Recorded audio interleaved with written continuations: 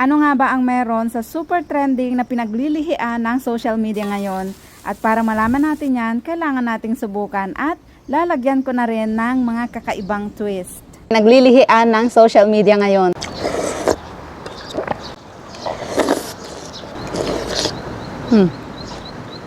Kapag curious ka sa isang bagay, kailangan mo itong subukan para malaman mo kung ano ba talaga ang lasa. At sinigang na corned beef naman ang ating gagayahin ngayon mga kaumami. First time ko lang itong gagawin at hindi ko pa talaga naririnig na pwede pa lang isigang ang corned beef. So magtadtad tayo ng maraming bawang at sibuyas para panggisa. Samahan na rin ng kamatis para may umami. Dalawa yung hinanda ko dyan pero isa lang ang gagamitin natin dahil malalaki pala. Dito po sa Thailand ay wala silang corned beef or wala silang local corned beef. Kaya puro imported po ang mga makikita dito kung wala kang makita o mahanap na kababayan na nagtitinda. Igigisa na natin ang bawang at sibuyas. At kung mahilig ka rin sa corned beef o sa sinigang at gusto mo rin itong subukan pero natatakot ka, panoorin mo ito dahil bibigyan ko kayo ng kakaibang twist para mas lalo nyong mapasarap ang sinigang na corned beef. Himayin na natin ang napakalalago na kangkong. Dito ay gusto kong ihiwala yung mga stem at dahon. At gusto kong magisa na mabuti yung kamatis hanggang sa super bango bago ko ilalagay yung corned beef. Yung ibang napapanood kong nagluluto nito ay inirerekta na nila yung corned beef sa kanilang sabaw. Ako gusto kong gisahin muna ito para bumango. At wait nyo, mayroon tayong gagawin para mas lalo pang sumarap at gumanda ang plating para naman katakam-takam lalo ang ating corned beef. Hininaan ko lang yung apoy para hindi masunog at habang hinihintay, ihahanda ko na yung ating talong. Sa talong ay hindi ko masyadong ninipisan dahil ayaw natin na ma-overcook yung ating mga gulay. Yung sitaw naman ay hihiwain ko lang ng ganyan. Halu-haluin natin para hindi dumikit sa ating kawali.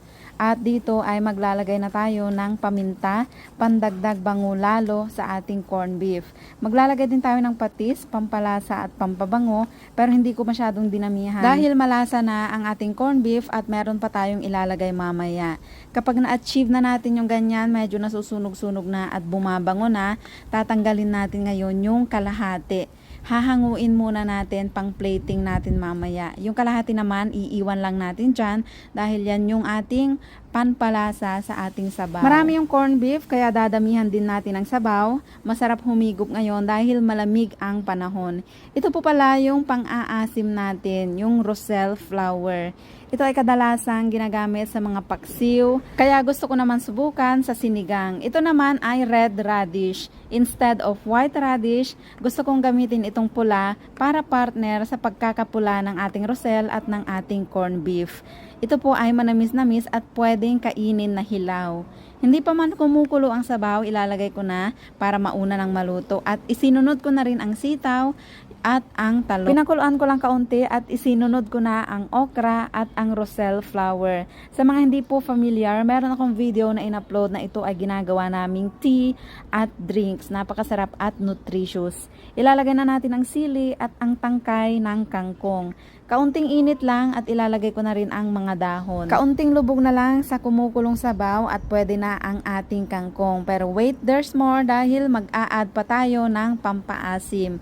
Meron tayong mamasitas sinigang mix dahil po yung asim ng ating roselle ay hindi sapat.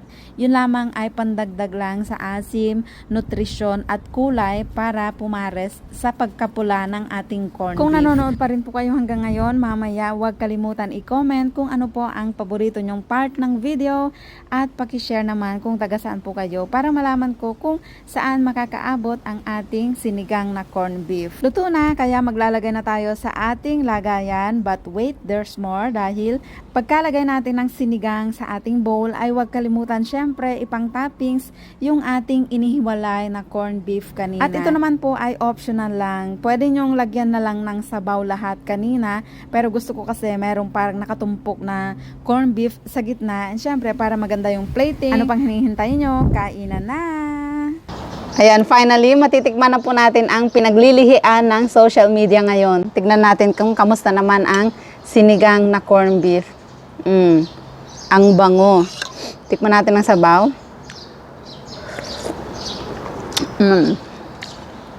Ang sarap. Ang sarap po niya. Ang bango, napakalasa ng sabaw. Mm. Mm. Sinampal ang mukha. Tikman natin yung pulang radish. Sarap.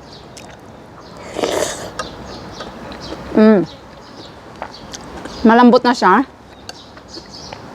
At manamis-namis.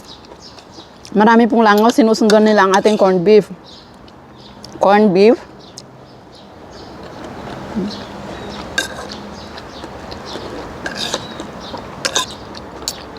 First time ko pong masubukan ang brand na ito. At napakasarap pala. Dito po kasi sa Thailand, walang corned beef. Wala po silang local na corned beef. Kaya ang mamahal po ng corned beef dito.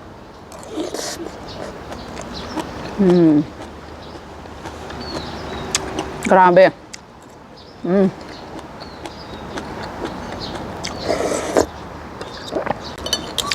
At yung kombinasyon ng mga gulay, napakatamis ng sabaw. At pati po sa sabaw, malaman ha, kasi durog yung corned beef na to. Hindi katulad sa ibang brand na chunky-chunky.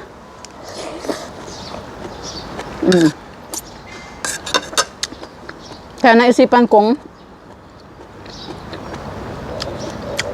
maghiwalay, kaninang kakagisa lang, para meron tayong pang toppings, para at least mapili natin kapag gusto nating mamapak ng corned beef.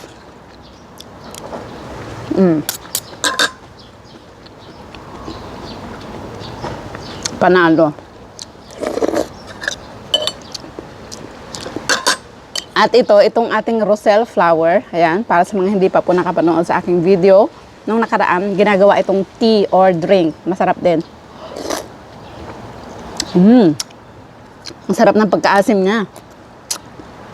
Kaya kaunti na lang po yung nilagay kong sinigang sa sampalok. At saka dagdag bango po kasi yan. And syempre, dagdag nutrition.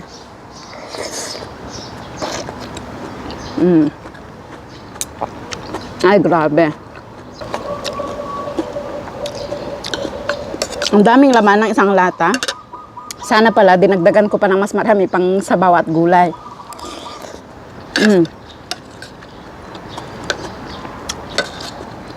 So, sobrang dami. Maghapon na pong ulam.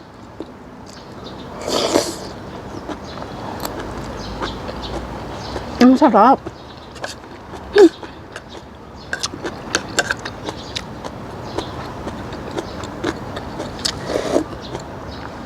At marami akong nabasa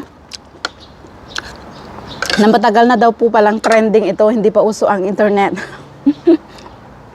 Matagal na daw po palang ginagawa ito at hindi ko alam, ngayon lang talaga. At salamat kay Janela in Japan talaga dahil naglihi siya nito, kaya naging trending, kaya ang daming gumagawa. At syempre, para malaman natin kung masarap nga ba, there's only one way to find out, subukan natin, di ba? At mula ngayon, lagi na akong magluluto. Mas okay kaysa kapag igigisa natin, kakaunti at walang masyadong nutrisyon. Ito, kumpleto gulay na.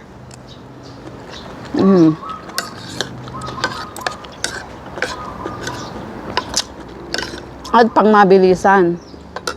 Kumpara naman sa pagpapakulo or pagsisinigang ng karne ng baka, ito, much better kapag lalo na kapag nagmamadali at nagka-cravings kayo ng sinigang.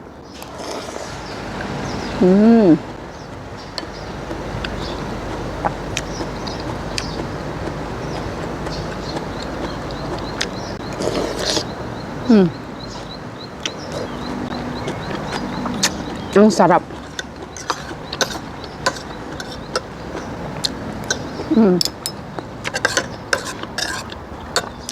Bitin ang kaumami. Bitin po ang kanin kapag ganito mga kaumami.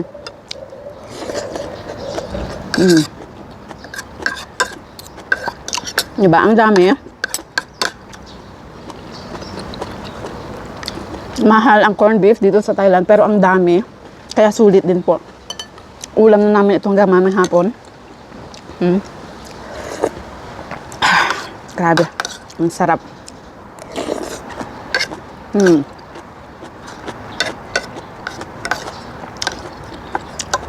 Diba? Kapag may mga nagtatrending, na naku-curious tayo, Subukan natin.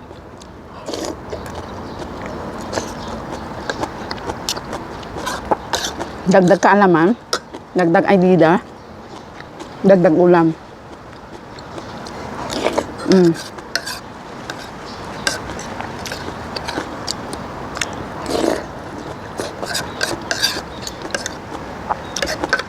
At sa mga hindi pa po nakatry ng ganitong radish, ito po kasi ay pinapapak lang dito sa Thailand. Itong red radish. Mas malambot siya, mas mild yung radish na flavor niya. I'm sure magugustuhan ito ng mga ayaw sa radish.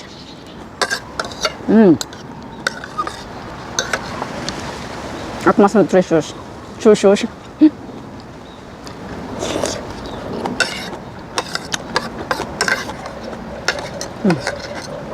Diba? Bitin sa kanin.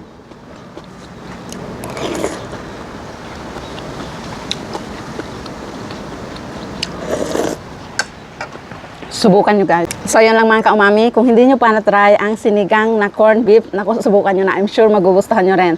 And I'm sure, lagi ko na itong lulutuhin din dahil napakasarap. At magugustuhan sigurado ng aking mga anak. Kung nagustuhan pong video, paki-share. Baka ikaw naman nasusunod na mapadalhan ng 1 kilo pasasalamat or 5 kilo sa darating na Pasko. 3 kaumami po yung ating pipiliin. Lagi lamang manood, mag-comment ng tungkol sa napanood at mag-share ng mga video na nagugustuhan nyo para kayo ay mas madaling or mas may chance na mapili. And of course, dapat naka-follow po kayo. Thank you for watching!